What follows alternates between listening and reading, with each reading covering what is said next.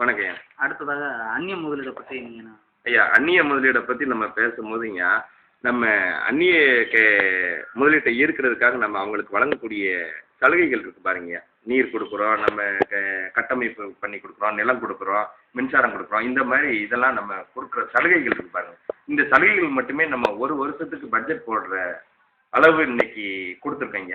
இது போக அவங்களுக்கு வரி சலுகை வேற தரீங்க. அந்த வரி சலுகையும் நம்ம இங்கே இந்திய பிராந்தியத்துக்கு நீங்கள் ஒரு வருஷத்துக்கு நீங்கள் பட்ஜெட்டு போடலாங்க.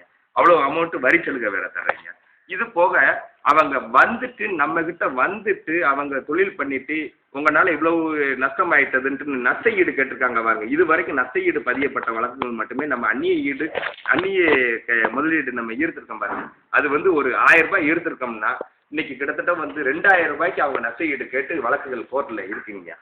இது போக இப்போ நம்ம அந்நிய முதலீட்டாளர்கள் நம்ம பொதுத்துறை நிறுவனங்கள் இருக்கு பாருங்க, அதில் இன்வெஸ்ட் பண்ணியிருக்காங்கன்னா அவங்க குறைஞ்சபட்சம் ஒரு 10 to 20 கோடி யூரோ வரைக்கும் இன்வெஸ்ட் பண்ணுறாங்க. ஒரு தனிநபர் இன்வெஸ்ட் பண்ணியிருக்காங்கன்னு வச்சுக்கோங்க. அவர் வாங்கியிருக்கிறது 1% இன்வெஸ்ட்மெண்ட் தான் அந்த முதலீட்டை நம்மகிட்ட பண்ணியிருக்காங்க. அது நம்ம ரூபாயில் எப்படி 1000 கோடி 500 கோடிக்கு மேலே 1000 கோடி 2000 கோடி ஆகும். அந்த 1% இன்வெஸ்ட் பண்ண அந்த தனிநபரோ வெளிநாட்டு கம்பெனியோ அவங்க இன்னைக்கு நம்மளை இயக்குறாங்க. இதில் நீ பண்ணக்கூடாது, பொதுத்துறை நிறுவனங்கள் சில முடிவுகளை எடுத்து பண்ணுறாங்கன்னா நீங்கள் இதில் பண்ணக்கூடாது, இதில் பண்ணால் எங்களுக்கு நஷ்டமாகும். முதல் போட்டவன் நான் 500 கோடி போட்டிருக்கேன், 10 கோடி யூரோ போட்டிருக்கேன், 15 கோடி யூரோ போட்டிருக்கேன், 1% பங்கு வச்சுருக்கேன் அப்படின்ட்டு நம்ம பொதுத்துறை நிறுவனங்களவே திசை திருப்புறாங்க.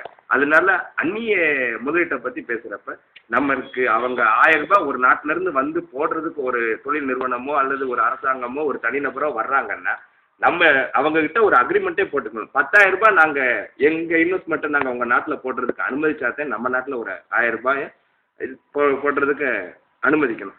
இப்போதைக்கு நம்மக்கிட்ட ஆள் இல்லாமல் இருக்கலாம்.